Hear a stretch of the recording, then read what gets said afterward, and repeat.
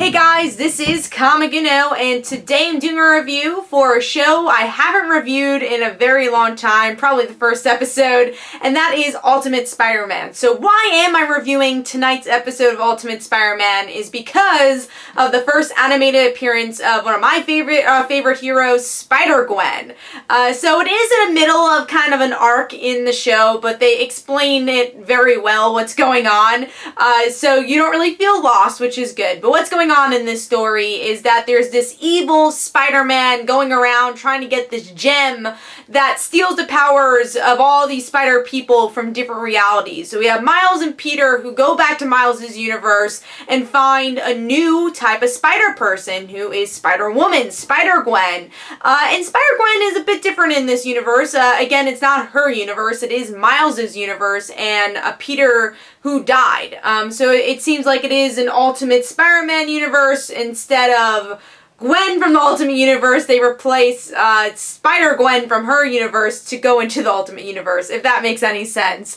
But anyway, so she's a new spider person. She's trying to help out Peter and Miles. But we learn a little bit about her world, that her father is Captain Stacy, and that he doesn't like the spider people because of the circumstances happening and that villains are becoming stronger, so he doesn't trust the spider people.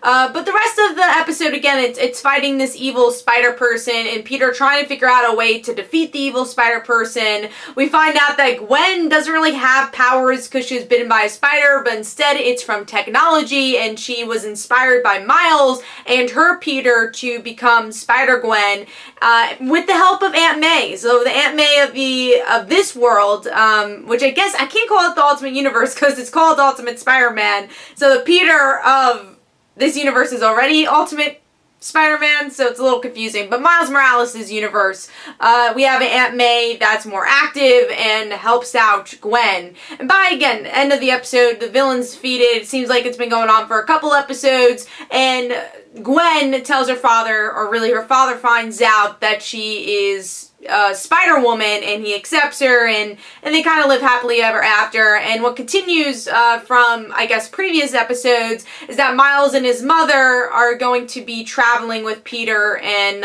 helping out the Web Warriors, and going to be more of a main character in the show.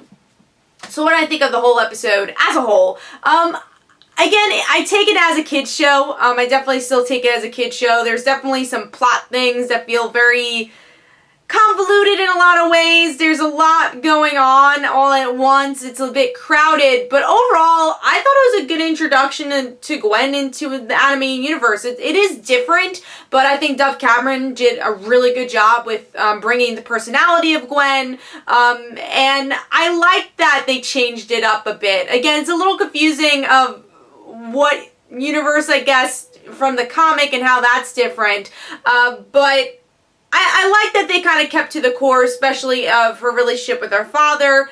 I think they could have focused more on that. I think they should have focused more on Gwen Stacy herself, just to kind of give us more of her personality as a character, especially for people who don't know the character and are kind of just watching the show and haven't read the comics. I think they could have done more with that, because there was a lot of back and forth with the villain that I think was just necessary for action and not really story-wise. And again, that goes back to it being, it's kind of a kid's show and not really a show that you can, I guess, fully enjoy as an adult in that way, that some of the story could be a bit stronger and deeper with the characters. But like I said, overall, I thought it was a solid appearance with Gwen. I liked how they changed it up with Aunt May. I didn't love that she didn't have powers, though. It's kind of weird that she used technology in her suit instead, but I hope we get to see Gwen more. It'd be nice to see Gwen Stacy herself. They did take away the band aspect of her, though. I think that's one of the coolest